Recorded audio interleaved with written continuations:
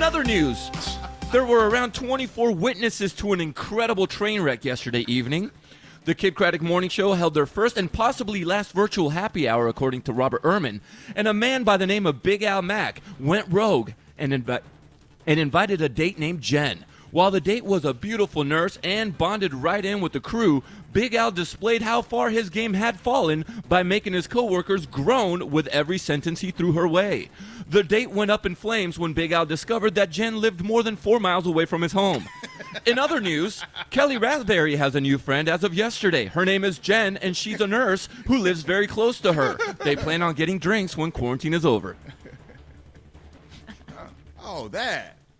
I didn't know what y'all were talking about. You said this. Please. Oh, that? That. I thought we were getting pranked by the Nelk boys when somebody random showed up. So we weren't supposed to bring dates to the happy hour? Any other time we have a happy hour, we bring a date. What? Go ahead, Kelly. You know what? I always get slammed for being mean to Al. Listen here, Kid Nation. Kelly Raspberry is going to go on a little bit of a rant. I'm not. It's okay. I'm not. I just I don't know why these women. That wasn't. If you were legitimately interested in a woman, I don't think you would have done that, because that makes you just made her a bit. You know. Oh no! She wasn't. That was a bit. That was completely a bit for our benefit. I disagree.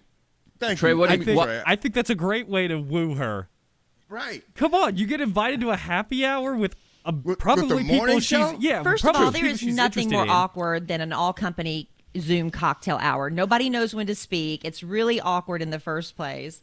And she has her kids there, and it's just, and Al wasn't even talking to her. Well, Hilarious. I was just trying to, get a word in every once. I mean, there's 25 people talking, like you said, Kelly. So I was trying to talk a little bit. I introduced her to everybody. You did, and she was there talking to her kid. And like I said, it's really hard to figure out when you're going to talk when there's 25 people talking.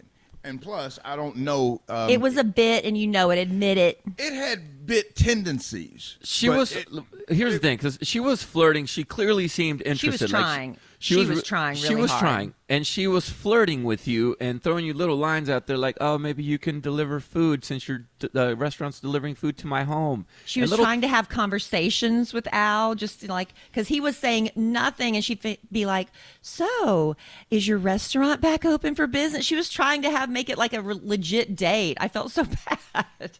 Al's in a no-win situation. If he was like, "What if I send you over some nachos from my place?" Y'all would be like, "Oh, this guy just hitting on everything, trying to get in with nachos." Why are we wouldn't nachos because better? we wouldn't because he invited her and it was his date. That's what we expected. It was a Zoom happy hour. What was he awkward. supposed to do? Just be him. And I've just never even be him. That is him. That is him. me. You saw him. That is me. Have you guys ever had a physical date? No, never seen her face to face ever. How'd you guys meet? I think when I said the quarantine, when I was soliciting for quarantine dates that I would never meet. She said you never swiped on her on Bumble. Yeah, she said she swiped on me on Bumble, but I never swiped back or something. Right. I'm kind of just waiting for her to join our Zoom call right now. Right? You got the code.